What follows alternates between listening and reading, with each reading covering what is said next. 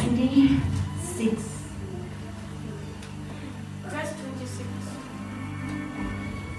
Verse 26. Kuthe uJesu ebona unina nomfundi amthandayo bemingakhona. Wathi kunina, "Mame, bheka indodana yakho." Wayesethi kumfundi, "Bheka unyoko." Kusukela kuleso sikhathi umfundi lowo wamyisa kwakhe. Verse 28. Emva kwalokho uJesu ekwazi ukuthi konke sekuphelelisiwe ukuba umbhalo ugcwaliseke, wathi ngomina. Amen bazalwane. Ngokukhulu ukuzithoba sisipushafa sileni bazalwane. Kodwa ke mawuyintando kaNkulunkulu. Bazalwane, ngicela ukuthi ngibuyele la emthandazweni omkhulu uma uJesu efundisa abantwana abafundi bakhe. Uthi, "Baba wethu osezulwini, malingcoliswe igama lakho. Umbuso wakho mawufike emhlabeni njengasezulwini." Ngithanda lana bazalwane besithi intando yakho mayenziwe. Angazi bazalwane noma mhlawumbe ngiyibona ngedwa lento.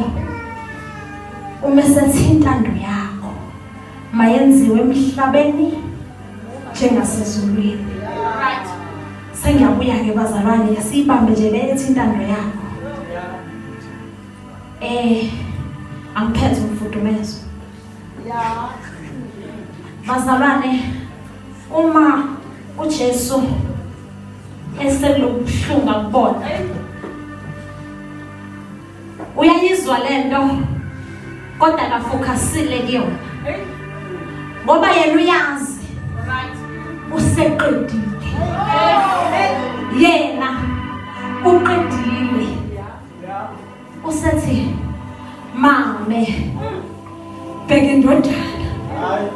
Athi indodana, "Bheka umama." Amen. Intando kaNkulunkulu mayenziwe emhlabeni njengasezulwini. Ngithi kuwe mzalwane, intando kaNkulunkulu, uma uNkulunkulu esethi nawe sithanda, intando kaNkulunkulu mayenziwe. Uthi yena, "Mame, bheka indodana." Akaza ukuthi makhelwane.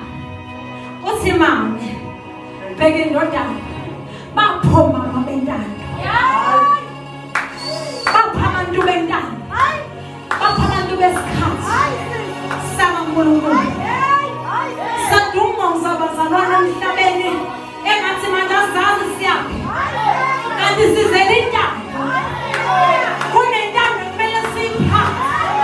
Lesimele siyenze ekaNkulunkulu. Kunamadoda ekumele siwathwale. Kunamadoda ekumele siwathwale. Iphi intando kaNkulunkulu? Hayi bazalwane. Yazi, kodwa manje ngiyayishifta lento. Ngiyayisusa-ke eBhayibhelini. Sengiyilethele restoration. Iphi intando kaNkulunkulu? Bapho mama bentando. Bangathi asazi sifunani. Siyale. Kodwa sizele intando kahle kahle. Yazi bazalwane simame. Ngithema ngihlale ekhaya. Ngithi Nkosi, ngiyanxusa kuwe. Ngicela ungiphe amandla. Nami baba sengikhombile. Ngenze njani? Ngathi ngiyalivula bazalwane eBhayibhelini. Sangihlupha ingane. Ngathi ngisabathekwa ngene ikhona. Ngathi ngisabathekwa kufuneke ngihambe ngiye ekhaya yothongana. Hayi bo, kanti yini ngumuntu wentando? Ibambele. Mangabe umuntu wentando awuthola ukuphumula. Imini nobusuku uhlinza ngalo. Ngathi ngiyalifunda